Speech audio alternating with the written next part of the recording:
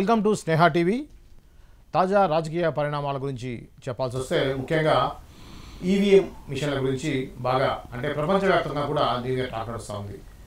భారతదేశంలో జరిగినటువంటి ఎన్నికల్లో ఈవీఎం మిషన్ల వాడకం గురించి ముఖ్యమైన వాళ్ళు ముఖ్యంగా చెప్పాల్సి వస్తే ఎలాన్ మస్క్ అలానే జూనియర్ కెనడీ ఇద్దరు కూడా ఈ యొక్క ట్యాంపరింగ్ జరిగేటువంటి అవకాశం ఉంది అని చెప్పారు. ఈ క్రమంలో దారుణంగా ఓటమి చూసినటువంటి ఆంధ్ర మాజీ సీఎం జగన్మోహన్ రెడ్డి కూడా ఇదే విషయాన్ని ప్రస్తావించారు.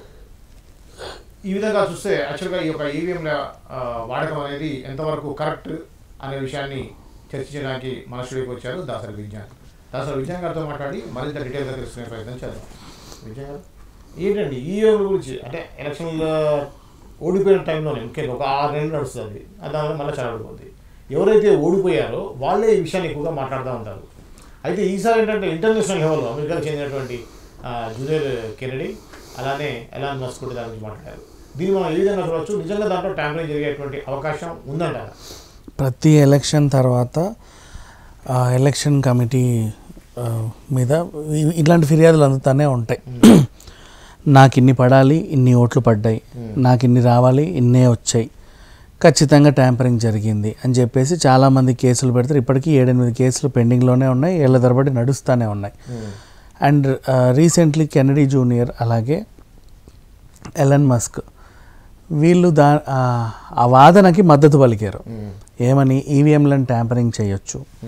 వాళ్ళ ప్రాబ్లం ఏంటంటే మా అమెరికాలోనే బ్రిటన్లోనే ఇక్కడ మేము ఏమైనా ఎలక్షన్స్ నిర్వహిస్తే బోల్డ్ అని గొడవలు, అల్లర్లు, అసలు నిరసనలు, సెగలు అవి ఇవి జరుగుతూ ఉంటాయి. మా దగ్గర ఉన్నది ఇంత జనాలు, మీ దగ్గర బోల్డ్ అంత జనాలు, ఎటు తిరిగినా జనాలే. మరి అంత పారదర్శకంగా, అంత నీట్గా, క్లీన్ చిట్గా మీ దగ్గర ఎలక్షన్లు ఎట్లా జరుగుతాయి చెప్పు? అంటే ఇది గర్వకారణం యాక్చువల్ చెప్పాలంటే. మిగతా దేశాల్లో పావులా 10 వంతు జనాలు ఉండే దేశాల్లోనే చొక్కాలు చింపుకొని మూతులు బగల కొట్టుకొని రక్తాలు కారేలాగా ఎలక్షన్లు అవుతున్నాయి. మన దగ్గర కూడా అప్పుడప్పుడు అడపతడప అవుతాయి అనుకో, కాదనలేము. అయినప్పటికీ అంత పెద్ద దేశంలో, ప్రపంచంలోనే అత్యధిక జనాభా ఉన్నటువంటి దేశంలో చైనా తర్వాత అంత ఇదిగా ఎలా జరుగుతాయి? అసలు నేను ఒప్పుకోనంటే ఒప్పుకోను దీనికి. అది ఆయన వాదన. అంతే, ఆ మైండ్కి అలా అనిపించింది. అంటే నేను ఎన్ని బిజినెస్ చూశాను, స్పేస్ కూడా చూశాను నేను. మరి అంత ఇదిగా అయ్యేది లేదు. ఈవెన్ గ్రహాంతరవాసులకి గొడవలు పెట్టినా సరే, ఎలక్షన్లు పెట్టినా సరే కొట్టుకు వస్తాయి. మీరు ఎట్లా చేస్తారు? మరి ఎన్ని నియోజకవర్గాలు? మాకంటే జస్ట్ ఒక ప్రెసిడెంట్, ఇంకేవేవో 4-5 పదవులు ఉంటాయి. మీకు అట్లా కాదు కదా. జిహెచ్ఎంసీ నుంచి మున్సిపాలిటీ నుంచి మొదలు పెడితే, సర్పంచ్ నుంచి మొదలు పెడితే, ప్రైమ్ మినిస్టర్ దాకా బోల్డన్ని పదవులు, బోల్డన్ని ఎన్నికలు, ఇన్ని ఉంటాయి. అయినా ప్రతిదీ సమర్థవంతంగా నీట్గా ఎలా చేస్తారు మీరు? సో నేను ఒప్పుకోనంటే ఒప్పుకోను దీన్ని. అది ఆయన వాదన. ఇక అసలు విషయానికి వస్తే మన ఈవీఎం కల్చర్ గురించి మాట్లాడుకుందాం. ఎలక్ట్రానిక్ ఓటింగ్ మిషన్ ఈవీఎం ఏదైతే ఉందో ఇది పూర్తిగా బ్యాటరీ ఆధారితంగా పనిచేస్తుంది. జస్ట్ నిన్న ఐఐటి ప్రొఫెసర్ కూడా మాట్లాడారు ఈ విషయం, అసలు ట్యాంపరింగ్ అనేది జరగదు అని. ఇండియాలో అసలు ఇది బ్యాటరీతో పనిచేస్తుంది. అండ్ నెక్స్ట్ దాంట్లో ఎవరైతే ఆపరేటింగ్ చేస్తున్నారో ప్రతి మిషన్లో కేవలం 2000 ఓట్లకు మాత్రమే పరిధి ఉంటుంది, అంతకుమించి ఉండదు. మళ్ళీ ఇంకో మిషన్ వాడాలి. అండ్ ఆపరేటర్కి ఒక బటన్ ఉంటుంది, అది నొక్కితే దాన్ని మళ్ళీ రీబూట్ చేయొచ్చు. ఎప్పుడైనా గొడవలు జరిగినా, ఇంకేమైనా జరిగినా, సంథింగ్ వీళ్ళు ఏదన్నా ట్యాంపరింగ్ చేస్తున్నారనో లేకపోతే ఇంకేదో ధ్వంసం చేయడానికి వచ్చారని తెలిసినా అది నొక్కి మొత్తం సెటిల్ చేసేస్తాడు. అండ్ నెక్స్ట్ లెక్కింపు టైంలో ఇది మెయిన్ కీలకం. ఓటేసినోడికి కూడా ఎవడికి వేసావు, ఎందుకు వేసావు అనేది 7 సెకండ్లు డిస్ప్లే వస్తుంది. నీకు కావాల్సిన ఒక రసీదు కూడా వస్తుంది. అదే కదా, అంటే మనకి ఇవ్వకపోయినప్పటికీ అందులో పడుద్ది, కానీ ఒక రసీదు అనేది ఒకటి వస్తుంది. అండ్ నువ్వు ఎవడికి వేసావో చూసుకోవచ్చు, ఆ వెసులుబాటు ఉంది నీకు. ఇకపోతే మిగతా దేశాలలో ఎలా అంటే జనాభా చాలా తక్కువ ఉంటుంది కాబట్టి వాళ్ళకి ఓటింగ్ అనేది చాలా సులభం. నువ్వు బ్యాలెట్ బాక్సులు పెట్టినా సరే ఆ పడేవి పెద్ద ఇరగదీసే ఓట్లే ఉండవు అక్కడ. ఒక్కో నియోజకవర్గం చాలా తక్కువ, 16, 17, 20 ఓట్లు 100 ఓట్లు, అమ్మో 100 ఓట్ల పెద్ద నియోజకవర్గం, ఇంకో మల్కాజ్గిరి అది ఆ రేంజ్. మనకు అట్లా కాదు, ఒక్కొక్క బూత్లో 2000 వరకు లిమిటెడ్ పెట్టి అట్లా కొన్ని బూతులు పెడతారు, అక్కడ ఈవీఎంలు పెడతారు. అండ్ దాన్ని మళ్ళీ ఓపెన్ చేసిన తర్వాత జస్ట్ హార్డ్లీ ఒక 3 గంటల్లో మొత్తం ఆ నియోజకవర్గంలో ఉన్నటువంటి ఓట్ల లెక్కింపు అంతా పూర్తి చేయొచ్చు. అదే నువ్వు బ్యాలెట్కి వెళ్తే 40 గంటలు పడుద్ది. ఒక మల్కాజ్గిరి లెక్క పెట్టాలంటే 2 రోజులు పడుద్ది నీకు, అవునా? అందుకని చెప్పేసి ఈ సిస్టమ్ వచ్చింది. అండ్ ఇది కూడా పూర్తిగా అసలు దీనికి వంకలు లేవు. First of all next hacking అనేది దేనికి సాధ్యం అవుతుంది అంటే ఇంటర్నెట్ సదుపాయం కానీ బ్లూటూత్ సదుపాయం కానీ ఉంటేనే హ్యాకింగ్కి గురవుతుంది. అవి లేవు దీంట్లో.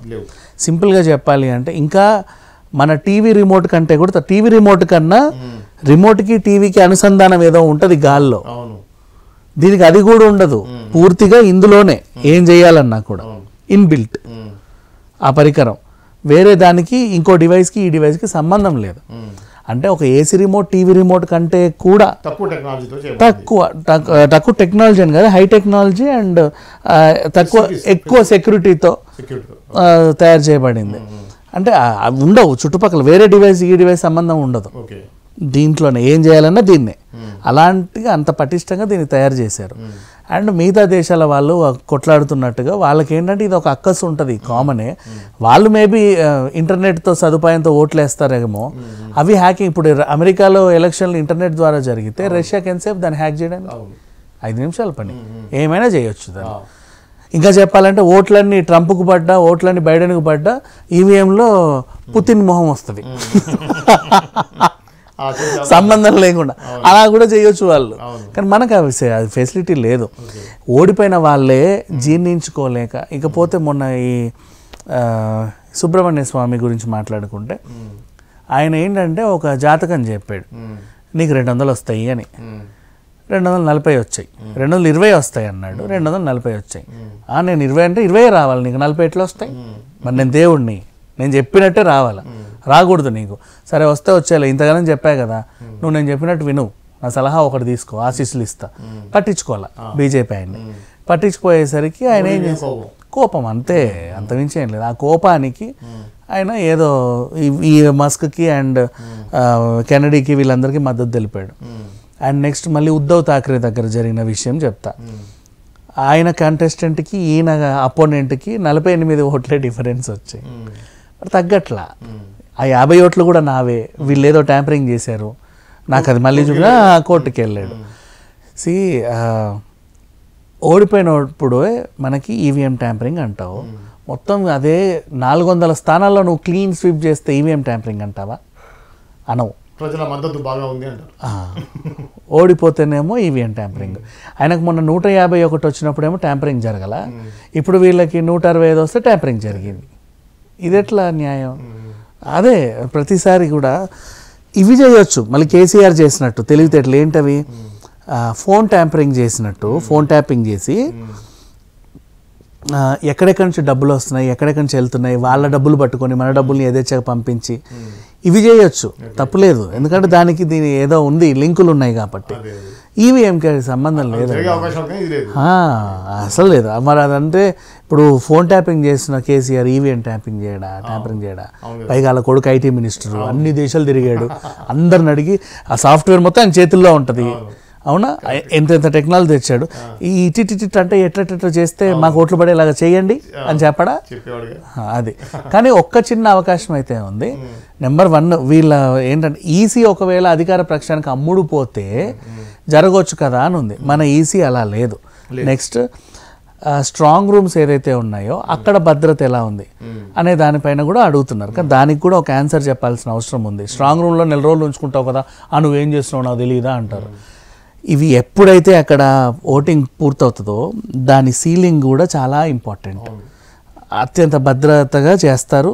ఆ వ్యాక్స్ కానీ అవి కానీ అన్నీ కానీ అట్లా ఎలా మళ్ళీ ఆ ఫొటోస్ తీసుకుంటారు కదా, మళ్ళీ దానికి అది మ్యాచ్ అయితేనే దీన్ని ఇప్పుతారు. ఇది ఇంకో తీరు అది ఇంకో తీరు ఉంటే మళ్ళీ తేడాలు వస్తాయి. అట్లానే స్ట్రాంగ్ రూమ్ల మీద కానీ ఈసీ మీద కానీ ఎలాంటి ఫిర్యాదులు చేయాల్సిన అవసరం లేదు. నువ్వు ఎప్పుడైతే ట్యాంపరింగ్ అన్నావు నువ్వు ఈసీని అవమానించినట్టే. ఇంకా చెప్పాలి అంటే అది అవ్వదు. వీళ్ళు ఎప్పటి నుంచో అంటే జస్ట్ ఓటింగ్ లెక్కింపు చాలా టైం పడుతుందని అండ్ బ్యాలెట్ బాక్సులలో చాలామంది ఇంకులు పోస్తున్నారు, ఇంకేవేవో జరిగేవి చాలా ఇంతకుముందు. వాటి బదులు జస్ట్ ఒక మంచి మిషన్ని కనిపెట్టారు. కాకపోతే జనాలందరికీ ఉన్న ఒక అందమైన డౌట్ అది తీర్చాల్సిన అవసరం కూడా ఉంది. ఎందుకంటే లాస్ట్ టైము మొన్న ఆంధ్రాలో ఎలక్షన్స్ జరిగితే హైదరాబాద్ అంతా ఖాళీ అయింది. అంటే ఇక్కడ ఎలక్షన్స్ జరిగేటప్పుడు వాళ్ళందరూ ఉన్నారు.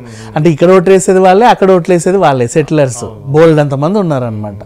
అంటే మనిషికి 2-3 చొప్పున ఓట్లు ఉన్నాయి. సో మన ఆధార్ కార్డు ఎలాగైతే ఉందో కన్ను, వేళ్ళు, జుట్టు అన్నీ పెట్టారు దాంట్లో బ్లడ్ గ్రూప్తో సహా. అలా మనిషికి ఒక గుర్తింపు దాంట్లోనే ఓటుని కూడా చేకూరిస్తే ఆధార్ కార్డు సహాయంగా నువ్వు మొత్తం నేను స్కాన్ చేసి నువ్వే నిర్ధారించుకున్నాక ఓటేసి నువ్వు మళ్ళీ ఓటేస్తే తెలిసిపోతుంది, రెడ్ పడుతుంది వీడు ఆల్రెడీ వేసాడు అని. ఆ విధంగా తెలిసే అవకాశం ఉంటే కనుక ఇంకా గొప్పగా జరుగుతాయి ఎలక్షన్స్. అండ్ నెక్స్ట్ పాప మాధవలత లాంటి వాళ్ళకు కూడా బురకాలు ఎత్తే పని ఉండదు. సో అంతే కదా, ఈజీగా జరిగిపోతాయి. రాత్రి 12-1 గంటల వరకు కూడా లోపల తలుపులు వేసుకున్నా కూడా టెన్షన్ ఉండదు. అమ్మ వీడు తలుపులు వేసుకున్నాడు ఏదైతుంది అని ఏ టెన్షన్ ఉండదు. మనిషికి ఒక్క ఓటు ఉంటాయి.